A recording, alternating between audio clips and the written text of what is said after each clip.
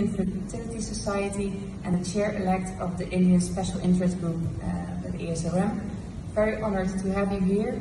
We look forward to your talk, which is titled Clinical Impact of Hyaluronic Acid-Based Transfer Medium on Frozen Thawed Embryo Transfer Outcome in RIF patients, a randomized controlled trial. Go ahead. Good afternoon. Good afternoon, ladies and gentlemen. It's a pleasure for me to present our study from our center, the clinical impact of hyaluronic acid-based transfer media on frozen embryo transfer. What is the outcome in recurrent implantation failure patient?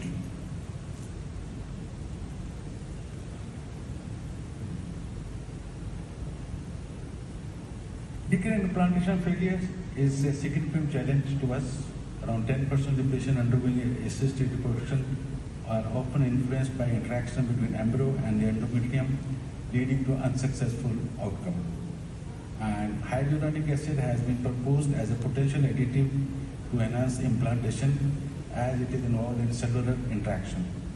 Some studies indicate that hyaluronic acid enriched media may improve embryo attachment and implantation rate, but evidence of its efficacy in recurrent implantation failure patient undergoing frozen embryo transfer still remain limited and inconclusive. That is why we wanted to undertake this study. And EmbryoGlue from Vitrolife contains a higher concentration of hyaluronic acid, almost 0.5 milligram per ml compared to G2 media, and the EmbryoGlue also contains a lower amount of recombinant human albumin, 2.5 milligram compared to 10 milligram per ml in the G2 media. The addition of hyaluronic acid, it may benefit the transfer media because of its viscosity. It increases the viscosity and which may enhance the embryo transfer process and reducing the possibility of expulsion of embryos from the uterine cavity. Furthermore, hyaluronic acid increases cell-to-cell and cell matrix addition and may improve embryo acquisition and attachment. Its action is mediated via CD44 receptors also, and this appears to be important for embryonic development. That was our study. We did this prospective randomized controlled trial from 1st January 2022 to 31st October 24. We had a sample size of 150 patients. The inclusion criteria was a woman less than 37 with normal ovarian reserve and with hysterectomy, 3 fresh or frozen embryo transfer, involving 4 good quality embryo across 3 cycles. That was the definition of recurrent implantation failure. The exclusion criteria was any endocrine or uterine disorders or abnormal semen parameter or donor oocytes. Primary outcome was the clinical pregnancy rate. Secondary outcome was the implantation rate, miscarriage rate, ongoing pregnancy rate. Out of 150 women, they were divided into 2 groups. One group received hyaluronic acid, other group received nothing. And we did a one single thawed blastocyst embryo transfer was done.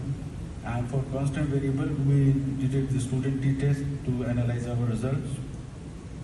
These are the results. If you look at it, patient with hyaluronic acid, they had a statistically significant increasing clinical pregnancy rate, 42% compared to 28%.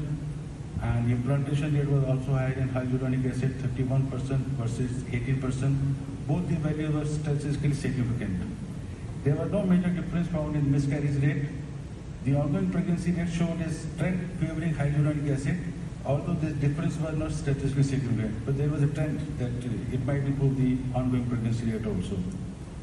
In conclusion, the hyaluronic acid embryo transfer media as an add-on significantly improved clinical pregnancy and implantation rate in recurrent implantation failure patient, suggesting its potential to enhance IVF success. Further research with larger sample size is needed to follow up and confirm the result and evaluate long-term reproductive outcome. There is a limitation of this our study that it was a relatively small sample size, and additionally the impact of hyaluronic acid on other factors like endometrial receptivity was not explored, which may affect the generalization of this finding of our study. If you look at the literature, one study published in Fertility Stability in 2015. It was a big study, 180 cycles of fresh embryo transfer and 550 cycles of frozen embryo transfer were included. And one group received hyaluronic acid, other group received controlled media. And the EmbryoGlue, they received for more than 30 minutes before intrauterine transfer, and clinical pregnancy rate and embryo implantation rate were analyzed.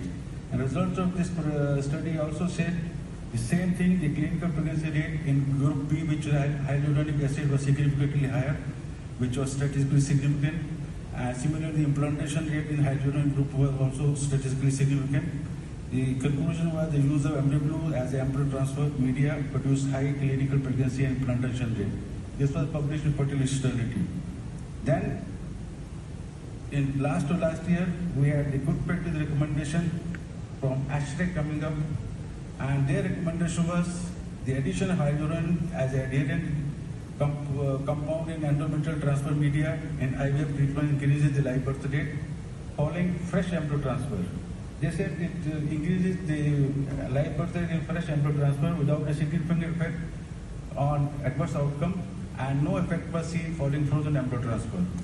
The higher multiple pregnancy rate after use of hyaluronic supplementary transfer media could further be investigated. That was the ASHRAE good practice recommendation. And a Cochrane review published in 2020, including 26 randomized controlled trials undergoing assisted reproduction with embryo transfer media with no addition of hyaluronic acid to either to a very low concentration or a high concentration. They also, using a live birth rate as an endpoint, found that transfer media with a high concentration of hyaluronic acid compared to low concentration as a moderate quality evidence that it can improve this thing, pregnancy rate. It slightly reduces the risk of miscarriage was found to be is of a low quality evidence. This is why the ASHRAE good practice recommendation published in 2022, and the Cochrane data was there in 2020. Probably we need some more randomized controlled trial or bigger sample size to see what is the effect of hyaluronic acid on fresh embryo transfer, on frozen embryo transfer. As I said, on fresh it is already accepted. On frozen embryo transfer, we have to have a bigger randomized controlled trial to see what is the effect on frozen embryo transfer. Thank you very much.